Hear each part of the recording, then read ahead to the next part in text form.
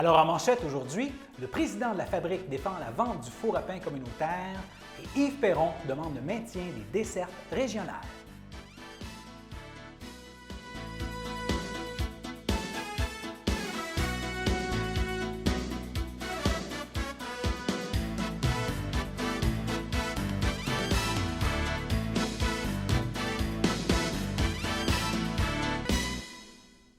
Alors bonjour mesdames, messieurs, mon nom est François Robert et bienvenue à votre bulletin d'information régionale du jeudi 12 novembre. Alors certains d'entre vous ont peut-être remarqué ou entendu parler de la disparition du four à pain traditionnel qui se trouvait sur le terrain à côté de l'église de l'île du Pas. Cette disparition elle a eu lieu il y a quelques jours. Alors nous avons tenté d'en savoir plus sur cette histoire et d'essayer de voir différents points de vue sur ce qui s'est passé. Hier, on a notamment cherché à savoir si la municipalité avait été consultée dans cette affaire. Il semblerait que non, selon la version de la mairesse Marie-Pierre Aubuchon, dont l'entrevue a été diffusée hier et que vous pouvez retrouver sur notre site. Et aujourd'hui, nous vous présentons un autre son de cloche sur cette histoire qui cause bien sûr pas mal de remous à l'île du Pas, une entrevue avec le président de la Fabrique Saint-Laurent, Daniel Roy. Alors, il y a eu une disparition particulièrement remarquée dans le village de la Visitation de l'île du Pas il y a quelques jours. Un four à pain traditionnel et communautaire qui était situé sur le terrain de l'église. Nous recevons aujourd'hui en studio pour en discuter le curé de la paroisse Saint-Laurent et président de la fabrique, M. Daniel Roy. Bonjour, M. Roy. Bonjour. Est-ce que vous pouvez nous expliquer d'abord pourquoi et comment le four est disparu? Tout simplement, le four à pain était vraiment un bien appartenant à la fabrique de Saint-Laurent maintenant. Et nous avons eu une offre à un moment donné de personnes qui voulaient se procurer ce four à pain. Nous, on a regardé les écrits, tout ce qu'il y avait, puis il n'y a rien qui nous indiquait que ce four à pain-là appartenait à quelqu'un d'autre, à une propriété autre que la fabrique. Il n'y avait vraiment pas de document spécifique. Alors, ce qui fait que le conseil fabrique est souverain en tant que tel, donc il peut décider sans vraiment consulter les paroissiens. Donc, pour un objet qui n'est même pas ecclésial, hein, comme un four à pain. Alors, et tout ça. Donc, on a pris une décision. Ça a pris un certain temps, parce que la demande, ça faisait quand même assez long.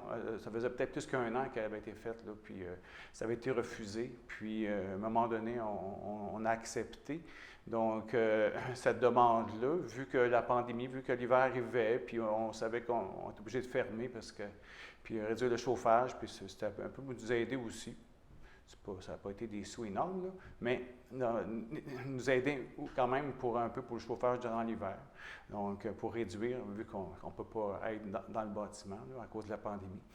Alors, et on s'était aperçu durant l'année, là, ce n'a pas été ça qui a été l'impact de notre décision principale, là, mais on s'était aperçu que quand même on n'avait plus de contrôle sur l'utilisation du four à pain qui nous appartenait. Il y avait beaucoup de personnes qui l'utilisaient sans permission. Donc, alors, ce qui fait qu'à un moment donné, on a pris acte de cela durant l'année. Mais en fin de compte, on a dit, il nous appartient. Il n'y a pas rien qui nous dit qu'il ne nous appartient pas. Puis on peut en disposer comme on veut, vu que ce n'est même pas un bien qui sert à l'Église en tant que tel. Donc, tout ça. On a vérifié, voir si c'est un bien communautaire, un bien civil, puis il n'y a aucune indication. Même s'il y a eu une subvention à un moment donné, donc publique, ça n'empêche pas là, de procéder à cela. On peut prendre des subventions, on peut réparer les églises, puis on peut y vendre une pièce après. Donc, ça ne change rien. Là. Alors, donc voici. Donc, il y a eu quand même une décision qui a été prise souverainement par le conseil de fabrique. Puis maintenant, ça appartient à des personnes dans l'île du Pas. Donc, vous dites qu'il y avait déjà eu un premier refus lorsque cette offre avait été faite d'acheter le four à pain. Est-ce qu'on sait pourquoi il y avait eu un premier refus? Il n'était pas prêt à le vendre. Il n'était pas prêt. Tout simplement. Donc, non, il voulait laisser ça là pour l'instant. Il ne voulait pas toucher à ça. Donc, tout ça. Alors, et à un moment donné, Il y a une décision qui a été prise. C'est beaucoup en lien avec la pandémie au bout du compte. Et le fait de dire, bon, ça va nous faire un peu plus d'argent pour cet hiver, c'est tout. Et combien cette vente a rapporté à la fabrique? Non, je ne peux pas divulguer ça. C'est parce que nos décisions, nos résolutions ne sont pas publiques. Alors, je ne peux pas divulguer le montant. On a eu un certain montant, donc tout ça, qui va aider. Mais ce n'est pas ça qui va faire payer tout notre chauffage, c'est sûr.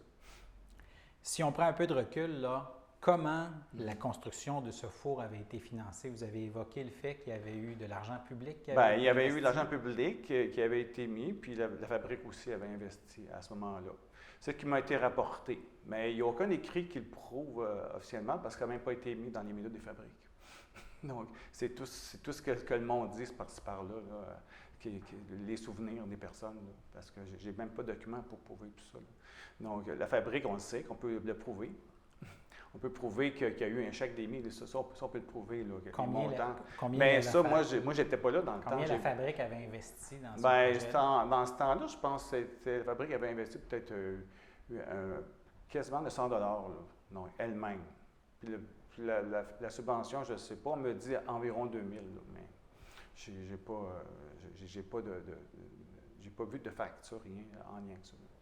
Si on va sur le site de la MRC d'Autrey, dans la section sur le Fonds Culture et Patrimoine de la MRC d'Autrey, il y a effectivement une photo de ce four à pain, laissant suggérer que la municipalité, les fonds publics, il y avait une partie de ce four-là qui avait été qui avait servi à la construction. Maintenant, lorsque vous avez pris cette décision, est-ce que vous avez consulté la municipalité? Bien, il n'y a rien qui, comme je vous dis, dans nos écrits qui demandait de consulter quelqu'un ou non. Donc, dans la loi des fabriques, le seul moment qu'on doit consulter les paroissiens, c'est quand on vend une église, une chose comme ça, ou qu'on fait des élections de nouveaux élus. C'est les seuls moments c'est exigé de consulter. En dehors de ça, toute décision, on n'a même pas d'affaire à avoir un avis des paroissiens. Donc, c'est ceux qui sont élus ont à décider pleinement. Ils représentent l'ensemble des catholiques, puis ils décident, c'est eux qui administrent. Donc, ça n'a pas été considéré ni de consulter les paroissiens, ni de consulter les élus de la ville, de savoir si eux, par exemple, auraient pu être intéressés d'acheter le fameux four? Non. Je veux dire, il n'y avait pas d'exigence dans ce sens-là de le faire pour nous. Donc, vu que c'était un bien qui nous appartenait. Ça n'appartient pas à la communauté, ça n'appartient pas à la municipalité, ça appartient juste à la fabrique. Mais vous n'êtes pas posé la question, est-ce que, par exemple, la municipalité pourrait égaler l'offre ou peut-être même faire une offre supérieure pour le four? Non, les mariés ont décidé d'accéder à l'offre qui avait été proposée, tout simplement. Et selon vous, quel type de message, cette vente sans consultation, ça envoie aux gens du village? Bien, il n'y a aucun message qui a été voulu de réaliser à travers cela. Donc, c'est une décision tout simplement de la fabrique, comme on en prend dans d'autres choses, tout simplement. On n'a pas voulu faire du tort à personne, c'est peut-être pas ça qui était en cause. Donc, ça nous appartenait, on avait le droit d'en disposer, donc en tout temps. Est-ce que la municipalité aurait, par exemple, pu acheter le four, le déplacer sur le terrain du bureau municipal? Est-ce que ça aurait pu être une solution envisageable? Bien, ça aurait peut-être pu se faire si on aurait été à un moment donné, s'il y aurait eu quelque chose sur la table dans ce sens-là. Mais en consultant la municipalité, peut-être qu'eux vous auraient fait une offre? Bien, c'est parce que ça n'existe pas, le processus de consultation dans la loi de fabrique. C'est pour ça. Tout simplement, pour des items comme ça. Alors, je peux pas répondre à ça. La loi des fabriques est très claire. Je peux pas aller outre que ça, moi. Et est-ce que vous comprenez que c'est une disparition qui cause du mécontentement et de la division dans la communauté? Il y a des réactions, comme qu'il pourrait y avoir des réactions pour d'autres décisions aussi, là. Donc, dans une communauté, c'est déjà arrivé dans d'autres choses, là. Il y a toujours du monde mécontent, des fois, dans certaines décisions. Ça arrive. Et est-ce qu'avec du recul, vous considérez que c'est une décision qui s'avère judicieuse? Bon. Donc, ça, l'histoire le dira par la suite. Là. Nous, par la suite, on verra. Là. Je ne sais pas exactement. Donc, peut-être qu'il aurait fallu peut-être réévaluer autrement, peut-être. Ça se peut. Donc, tout ça. Mais pour l'instant, si tu veux, donc la transaction est faite. Donc, les décisions ont été prises. Et là, est-ce que ça pourrait être envisageable, par exemple, que la fabrique reconsidère sa décision, qu'elle contacte la nouvelle propriétaire, tente de voir si c'est possible de faire marche arrière? Mais je pense pas qu'en ce moment que c'est faisable. Non. Donc, la décision est prise, on peut pas. Puis les propriétaires sont propriétaires. Tout est payé. Donc, on ne peut pas revenir comme ça. Là. Si les propriétaires, ils veulent pas, ils veulent le garder, on ne peut rien faire. C'est nous autres qui avons pris notre décision. Donc, c'est tout. Donc, on ne peut pas aller plus loin que ça. D'autres choses que vous voulez ajouter à ce sujet en terminant? Non. Donc, je pense que ça dit ce qui s'est passé complètement. Donc, dans cette décision par rapport au four à pain à l'île du Port. Merci, M. Roy, d'être venu en studio nous expliquer la décision de la fabrique. Très bien. Alors, nous vous présenterons au cours des prochains jours une entrevue avec des citoyens mécontents de cette vente et qui ont accepté d'en parler devant la caméra. Et si les acheteurs du four à pain communautaire sont à l'écoute et veulent s'exprimer dans un sens ou dans l'autre, ils peuvent bien sûr communiquer avec la station et il nous fera plaisir de les interviewer.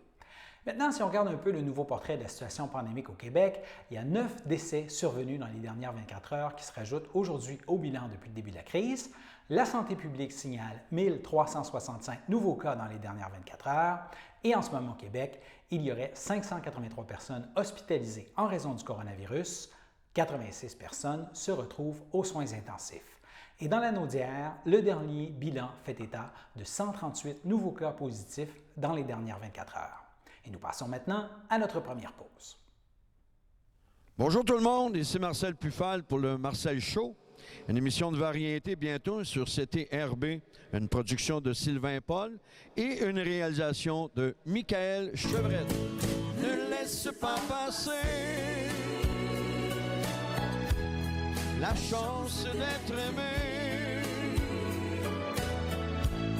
le cœur devient moins lourd quand on est en amour. Le samedi matin, dès 9h30, nos téléspectateurs sont invités au Super Bingo télévisé diffusé de nos studios de Berthierville. Depuis maintenant une vingtaine d'années, plusieurs adeptes de la télévision régionale se sont partagés un montant de 600 $ disponible chaque semaine lors de cette joute de bingo télévisé.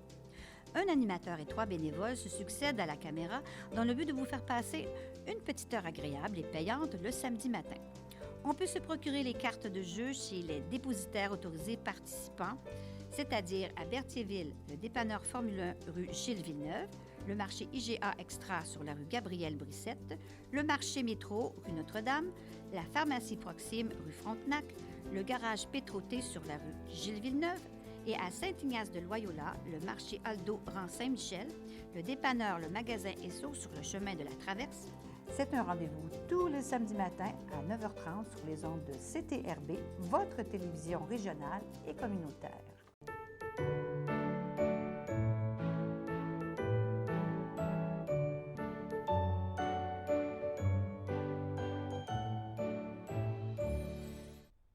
Au chapitre des anniversaires pour ce jeudi 12 novembre, la FADOC de l'Île-du-Pas souhaite un joyeux anniversaire à Denise Champagne et Régent Lapointe.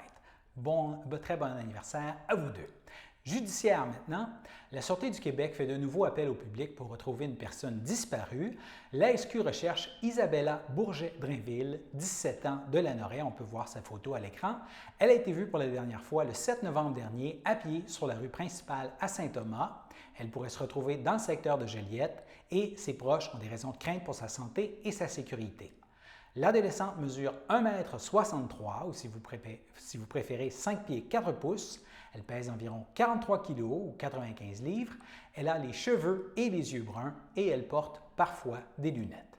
Toute personne qui apercevrait Isabella Bourget-Drainville est priée de communiquer avec le 911 et toute information pouvant permettre de la retrouver peut être communiquée confidentiellement à la Centrale de l'information criminelle de la Sûreté du Québec au 1-800-659-4264. Politique fédérale maintenant, tel qu'indiqué en manchette, le député bloquiste de la circonscription de Berthier-Masquinongé, Yves Perron, croit qu'il ne suffit pas de rendre l'aide aux compagnies aériennes conditionnelle au remboursement des billets qui n'ont pas été honorés. Voici la portion de notre entretien réalisé mardi portant sur l'aide que le gouvernement fédéral pourrait apporter à l'industrie aérienne. Parlons maintenant du transport aérien. Le ministre Garneau a rendu le remboursement des billets payés et dont le vol n'a jamais eu lieu en raison de la pandémie conditionnel à l'obtention d'une aide par Ottawa aux transporteurs aériens. Oui, C'était la seule position envisageable selon vous.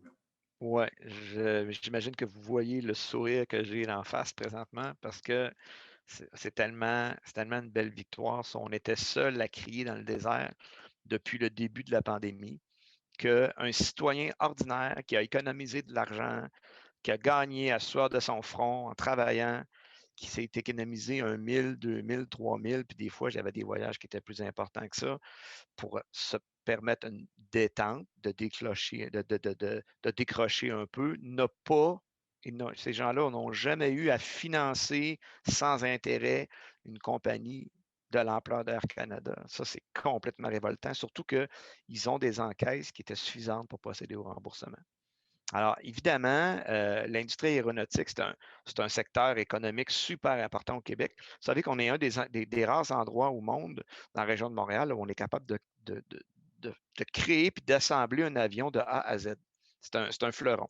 Il faut le défendre. Je pense que cette industrie-là, on comprend là, rapidement que les avions sont tous au sol, puis il n'y a pas personne qui en commande des nouveaux de ce temps-ci, là. Et on pense souvent à Bombardier, à Airbus, puis des compagnies comme ça, mais il y a un paquet de sous-traitants qui sont fondamentales pour l'activité économique du Québec, qui sont importants, qu'il faut sauver, là. Donc, nous, on ne disait pas qu'il ne fallait pas aider le secteur aéronautique. Ce qu'on disait, c'est que ce n'est pas les citoyens ordinaires qui ont à financer ces compagnies-là. Et on était tout seul à dire ça. Ça a pris vraiment beaucoup, beaucoup, beaucoup d'interventions. Je salue au passage mon collègue porteur du dossier, Xavier Barcelou-Duval, qui a fait un travail extraordinaire, tellement de harcèlement que presque auprès du ministre Garneau, qui a fini par pogner un air la semaine passée, puis finalement, ça a donné des résultats.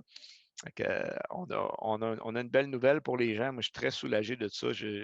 J'avais de la misère à vivre avec le fait que ça se passait et qu'on ne pouvait rien y changer. Alors, voyez-vous, on peut toujours changer quelque chose. Et la présence du bloc, je pense, c'est un autre exemple concret de ce qu'on peut obtenir quand les gens nous disent ouais, mais vous ne serez jamais au pouvoir. Mais regardez qu'est-ce qu'on est capable de faire. Ça, c'est avec la pression. Fait que la subvention salariale dont on parlait tantôt, donnez-nous un peu de temps. On va y arriver aussi. Bref, ça fait quand même un bon bout de temps que les libéraux évoquent que ça pourrait être conditionnel à une aide aux compagnies aériennes, mais là, finalement, ça va vraiment se concrétiser. Vous avez cette pression en ce sens. Dans quelle mesure le fédéral doit aider les compagnies aériennes et est-ce qu'il y a d'autres conditions qui devraient être mises à cette aide?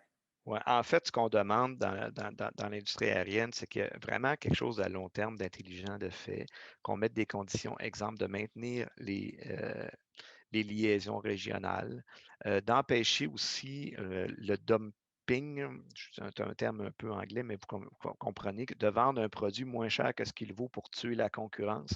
Air Canada fait ça avec les petits transporteurs régionaux québécois.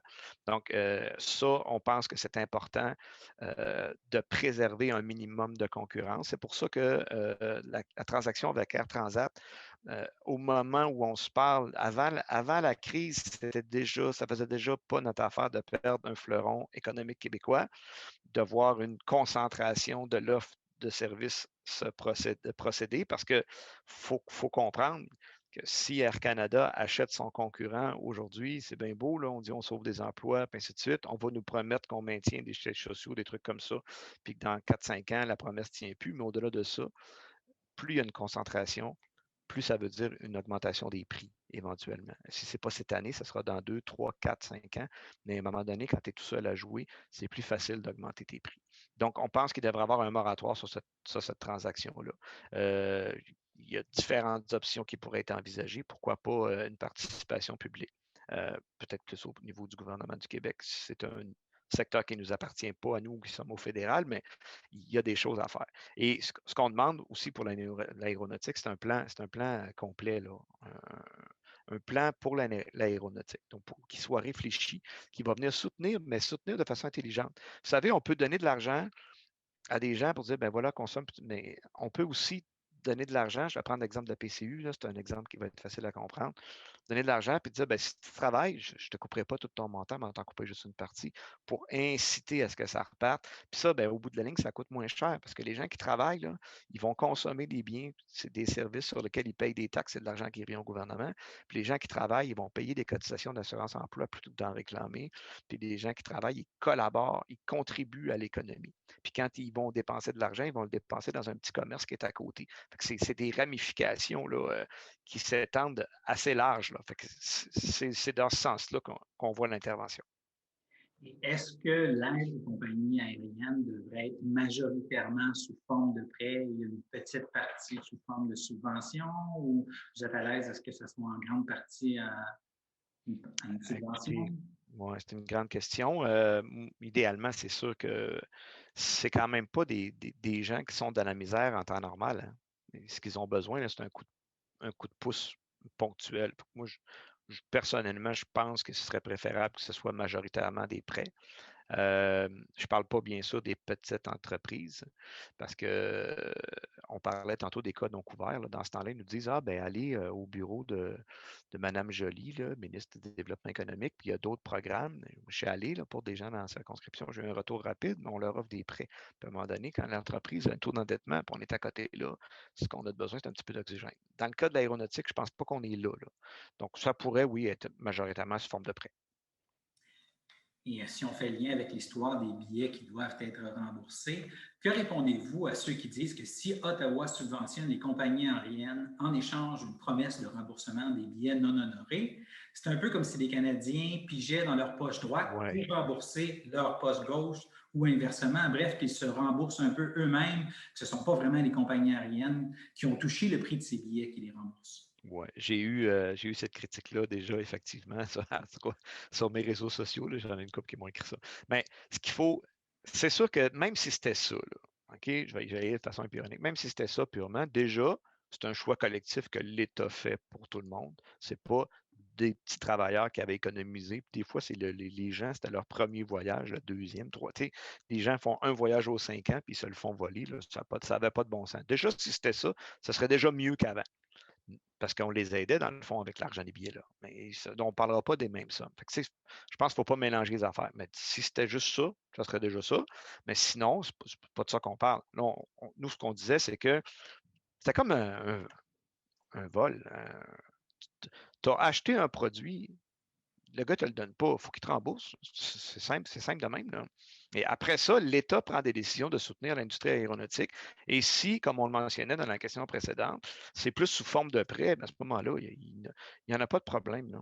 Il n'y en a pas de problème. Mais en même temps, il faut garder nos industries aussi. Fait que je sais que des fois, là, les gens peuvent faire penser que ça va dans des sens contradictoires, mais il y a un équilibre dans tout ça. Je pense qu'il faut trouver le moyen là, il y a une traîne entre les deux qu'il faut trouver le moyen de prendre. Tantôt, vous avez parlé de mettre des conditions, notamment en ce qui a trait à la compétition, de ne pas vendre des vols en bas du prix coûtant pour tuer la compétition, des choses comme ça, mettre des restrictions sur. Ouais. Mais du côté des compagnies aériennes, on réclame aussi plus que de l'argent. On réclame aussi des mesures pour aider à la reprise et la sortie de crise. Est-ce que le Bloc est sensible à ces demandes? Ben oui, mais c'est d'évaluer si c'est raisonnable ou pas. L'idée, c'est que tu sais, tu as quelqu'un qui. Tu quelqu'un qui fait j'essaie de trouver un exemple concret pour expliquer notre vision. Tu as quelqu'un qui se promène dans la rue. Mettons, moi, j'étais enseignant au secondaire. Bon, tu as quelqu'un qui taxe des gens, là, qui prend de l'argent, là, puis qui vient te voir, puis dit je suis mal pris, j'ai besoin d'argent. Ben, tu vas lui dire là, tu vas commencer par arrêter de voler le monde. C'est juste ça qu'on a fait. Fait que le reste, les demandes de l'aéronautique, on est ouvert. Là. Puis, en fait, on est à peu près les seuls qui parlent de l'aéronautique à Ottawa. C'est un peu hallucinant. Là. Peut-être parce que c'est un secteur économique qui est concentré au Québec. Puis ça, des fois, ils n'aiment pas ça au fédéral, le soutenir. C'est plate. Là. Vous allez me trouver peut-être un peu orienté politiquement quand je vous dis ça, là, mais c'est souvent l'impression qu'on a. Je peux prendre l'exemple des véhicules électriques. Au Québec, on est en avance sur l'ensemble du pays là-dessus. On a des entreprises, des Lions qui font les camions, puis ainsi de suite. On est à l'avant-garde. Puis là, l'annonce qu'on a eue du fédéral, c'est de mettre de l'argent dans une usine d'auto en Ontario pour les véhicules électriques. Mais moi, je ne veux pas nuire à l'Ontario, là, mais je veux que le Québec ait sa juste part. Puis sa juste part, c'est une proportion en proportion de l'argent qui a été mis là. On peut-tu développer nos batteries au Québec, par exemple? C'est ça notre travail aussi, c'est d'aller chercher notre part, là. Quand on pense à d'autres secteurs, là, comme, je ne sais pas, la forêt, la tordeuse d'épinette, il y a à peu près 5 fois plus d'argent qui a été investi au Nouveau-Brunswick qu'au Québec pour lutter contre la tordeuse d'épinette. Pas comme si on avait moins de forêt que le Nouveau-Brunswick. Je ne suis pas en train de dire que je ne veux pas que le Nouveau-Brunswick ait de l'argent, mais je veux que le Québec ait sa part. Puis c'est un peu ça le cercle vicieux du fédéralisme, c'est qu'on ne soutient pas tout à fait les secteurs économiques, on va soutenir plus ailleurs, puis à la fin de l'année, on va venir nous donner un chèque de péréquation en nous rentrant dans la tête qu'on est comme des assistés du Canada, alors que si on développait nos industries nous-mêmes, on serait plus prospères. Je m'arrête là. Si on vient là, à l'industrie aérienne, ils réclament notamment moins de restrictions pour les voyages régionaux, des mesures frontalières internationales. Ils demandent une stratégie fédérale d'essai pour l'aviation. Est-ce que ça, c'est des mesures qui pourraient être envisagées? Ben écoutez, moi, les restrictions pour les services régionaux, là, c'est pour ça que j'ai mentionné tantôt qu'il faut peut-être envisager une participation publique davantage importante dans le secteur de l'aviation, là, parce que c'est un service qui est essentiel. Puis le gars qui habite à Rouyn-Noranda puis qui a besoin de prendre l'avion pour aller à Montréal, il n'a pas le goût de se faire dire: ah ben là, votre ligne n'est pas rentable, fait qu'on la suspend pour 3 mois. On ne peut pas vivre comme ça, là. Fait que moi, je suis bien ouvert à des demandes qui vont être raisonnables. Le mot raisonnable est important.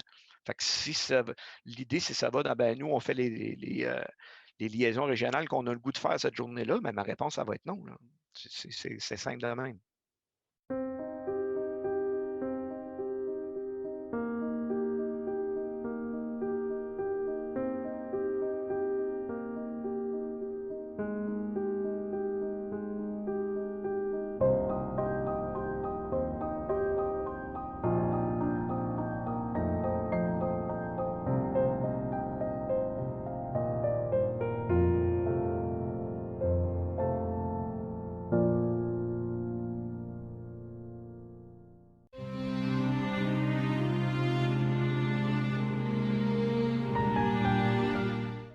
Au CHDL de Saint-Charles-Borromée, le 27 octobre, à l'âge de 69 ans, est décédé M. Michel Brûlé. Il était l'époux de Francine Tucker, demeurant à la Visitation de l'île du Pas.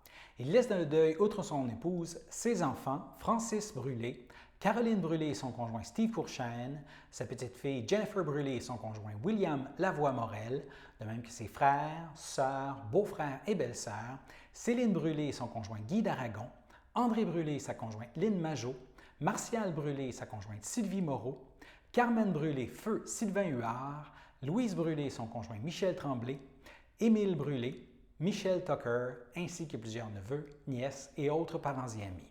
Et la famille accueillera parents et amis au complexe funéraire Efterio du 1641 rue Notre-Dame à Berthierville, samedi le 14 novembre dès midi, et suivra une liturgie à la chapelle du complexe à 14h30. Et M. Brûlé sera ensuite inhumé au cimetière de Saint-Ignace de Loyola. Cela dit, toute l'équipe de CTRB offre ses plus sincères sympathies aux familles et amis en deuil. Et nous passons maintenant à la météo.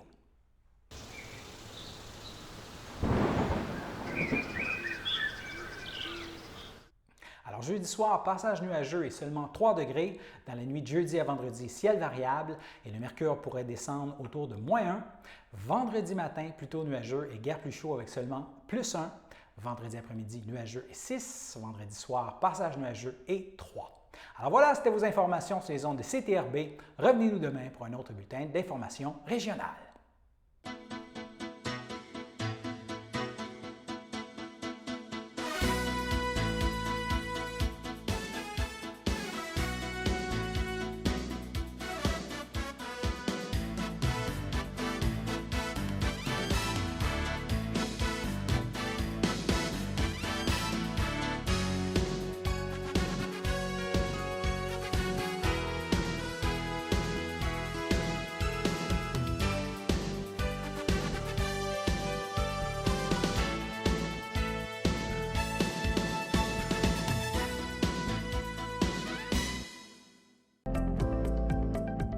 Les télévisions communautaires autonomes du Québec, ce sont les télévisions les plus importantes parce qu'elles sont proches de la communauté.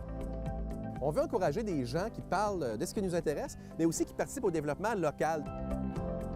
Mais c'est fini le temps là, où on allait lire une affaire qui a été écrite avant hier au bout du monde. Non! Tu veux savoir ce qui se passe chez vous? Bien, ma télé préférée, c'est la télé autonome communautaire. C'est ici que ça se passe.